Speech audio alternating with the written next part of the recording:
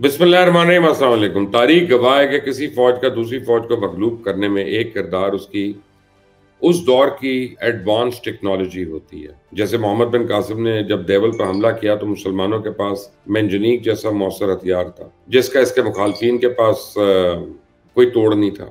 منجنیق ایک اسپیشل ہتھیار ہوتا تھا جو زیادہ تر جنگوں میں استعمال کیا جاتا تھا۔ یہ بالکل کرین کی طرح ہوتا ہے، چیزوں کو دور تک پھینکنے کی صلاحیت رکھتا ہے۔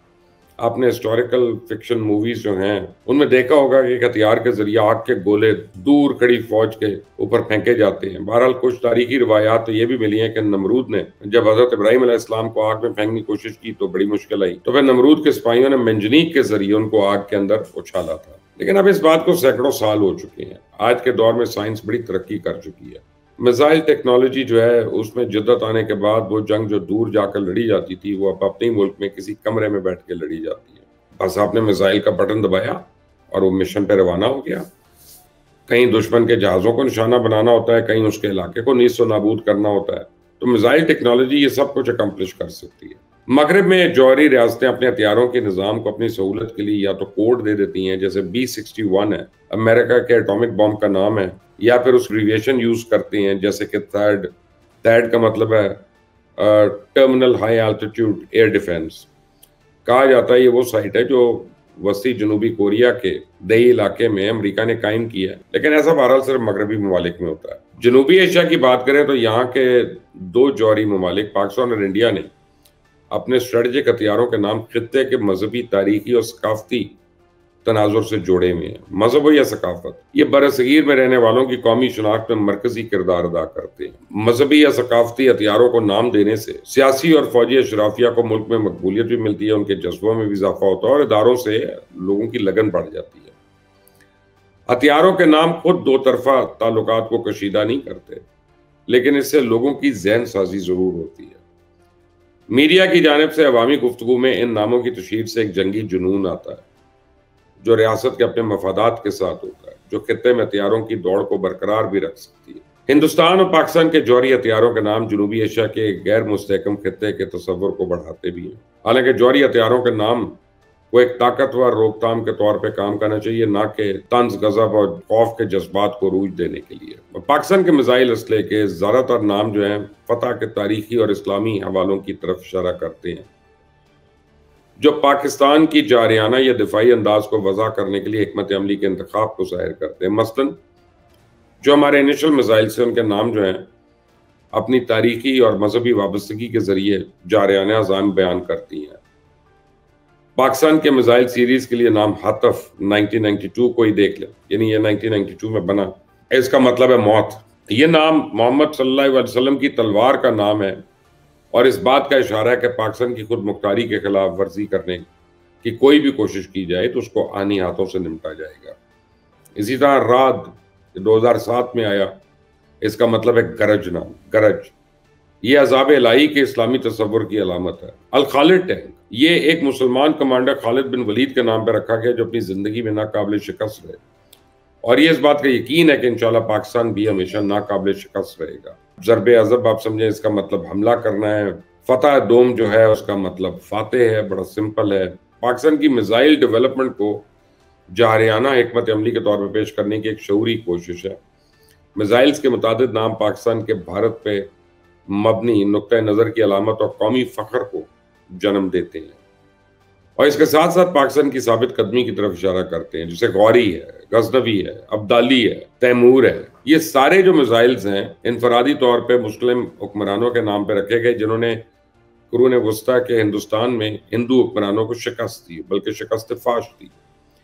ٹیپو ہو یا ابابیل، ان جیسے میزائلز کے نام پاکستان کی اسٹریٹجک سوچ میں بتدریج تبدیلی کی نمائندگی بھی کرتے ہیں، جو کہ زیادہ تر دفاعی پوزیشن کی طرف ہے۔ ٹیپو کا نام ایک ایسے مسلمان ہیرو کے نام پہ جس نے غیر ملکی حملہ آوروں کے خلاف اپنے وطن کا دفاع کیا۔ ابابیل کا تعلق ایک ایسے واقعے سے ہے جس میں چھوٹے پرندوں نے ہاتھیوں کی ایک فوج کے خلاف خانہ کعبہ کی حفاظت کی، جو یہ ظاہر کرتا ہے کہ بھارت جیسے بڑے دشمن کے خلاف اپنے چھوٹے سے علاقے کا دفاع کیا جا سکتا ہے۔ اسی طرح انڈیا میں پرتھوی میزائل ہے جسے مہاراجہ پرتھوی راج کے نام سے منسوب کیا گیا، جس نے مسلمان غیر ملکی حکمران شہاب الدین غوری کے خلاف اپنے وطن کا دفاع کیا۔ اس طرح آکاش ہے، آسمان کو ظاہر کرتا ہے۔ ہندوستانی میزائلز کو دیے گئے نام یا حالیہ نام جو پچھلے ناموں کے مقابلے میں کافی زیادہ اگریسو ہیں، جو ممکنہ طور پہ ہندوستان کی اسٹریٹجک مائنڈ سیٹ کی بھی عکاسی کرتے ہیں۔ اگنی پرائم جو ہے، یعنی اس کا نام ویدا کاگ کے دیوتا اگنی کے نام پہ رکھا گیا، جو ہتھیاروں کی تباہ کن نوعیت پہ زور دیتا ہے۔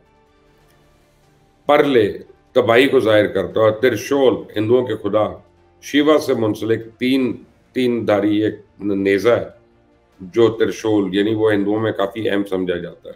ایک اور مثال ہے ایسٹرٹ، جس کا مطلب ہے خدا کا بنایا ہوا ایک ہتھیار جو پوری دنیا کو تباہ کر سکتا ہے۔ تو ہندوستان کے میزائلز کے بہت سے نام جیسے اموگھا ہے، پرنیش ہے، دیو منا ہے، رورم ہے اور دھنش، یہ ہندو افسانوں سے اخذ کیے گئے ہیں، جو ہندوستان کے جوہری ہتھیاروں میں شامل مذہبی علامات کو ظاہر کرتے ہیں۔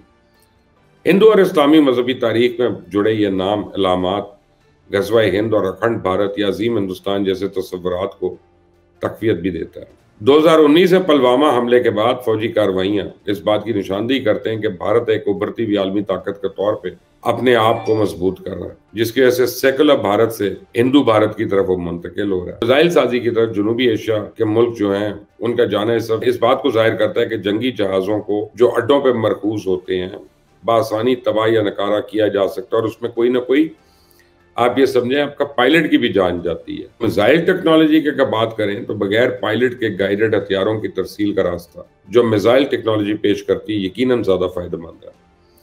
یہ سائنٹیفک اور ٹیکنیکل مہارت کی طرف بھی ایک اشارہ ہے۔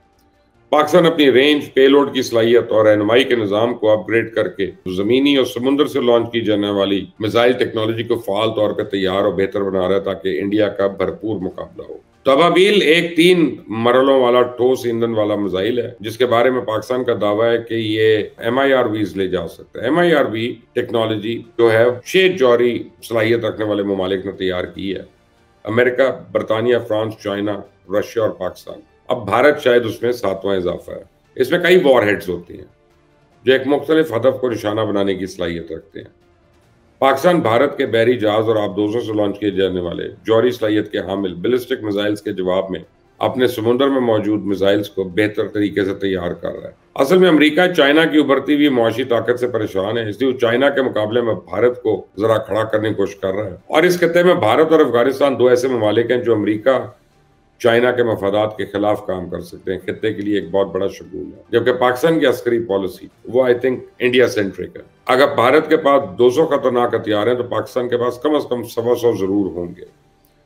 تو بھارتی فوج کی پاکستان پہ 24 گھنٹوں میں اچانک اور خوفناک حملے کی حکمت عملی، جس میں سندھ کو پاکستان سے کاٹتے ہوئے بلوچستان گوادر کی طرف سے بڑھنا ہے، وہ کولڈ سٹارٹ ڈاکٹرین کے نام سے جانی جاتی تھی۔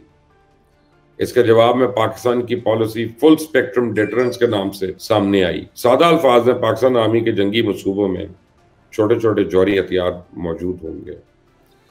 اپریل 2011 میں پاکستان نے 60 کلومیٹر تک مارنے والا ملٹی ٹیوب بیلسٹک نصر میزائل کے تجربات کیے، اور پاکستان آرمی نے حال ہی میں ابابیل میزائلز کا بھی تجربہ کیا، جو ساؤتھ ایشیا میں ابھی تک کسی کے پاس نہیں ہے، اور اس کی پرواز اور اپنے ہدف کو پا لینے کی صلاحیت بڑی تیز ہے۔ ہم ایسے میزائل مزید بنائیں گے کیونکہ بین الاقوامی دنیا میں کمزور رہنا تو جارحیت کو دعوت دینے کے مترادف ہوتا ہے۔ ہمارے پاس جوہری ہتھیار ہیں، ٹیکنیکل نیوکلیئر ہتھیار بھی ہیں۔ روایتی طور پہ ہمارے اور ان کے فوجیوں کی شرح جو ہے وہ 5 اور 1 بھی رہی ہے، لیکن صرف عددی برتری جو ہے وہ اہم نہیں ہوتی، لڑنے کی صلاحیت کا بھی اس میں بہت اہم عمل دخل ہوتا ہے، اور بالا کوٹ سب کے سامنے ہے۔ دفاعی تحقیق کرنے والوں نے خبردار کیا ہے کہ پاکستان اور بھارت کے درمیان کوئی بھی ایٹمی جنگ 10 کروڑ انسانوں کی فوری موت کی وجہ ہو سکتی ہے، لیکن ایسی کسی ممکنہ جنگ میں بہت سے ایٹمی دھماکوں کی وجہ سے عالمی درجہ حرارت اتنا گر جائے گا کہ برف کے زمانے کے بعد سے کورایارس کو اتنے کم درجہ حرارت کا کوئی تجربہ ہی نہیں ہوگا۔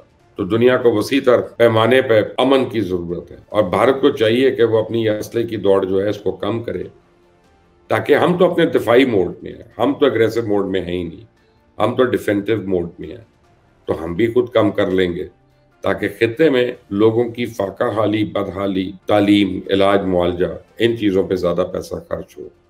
اب دیکھتے ہیں کہ انڈیا کیا اس بات پہ رضامند ہوتا ہے، یا ابھی تک وہ کسی اپنا اندیکھے خواب کی تعبیر جو ہے اس کو پانے کے انتظار میں بیٹھے۔ انٹل دی نیکسٹ ٹائم، اللہ حافظ۔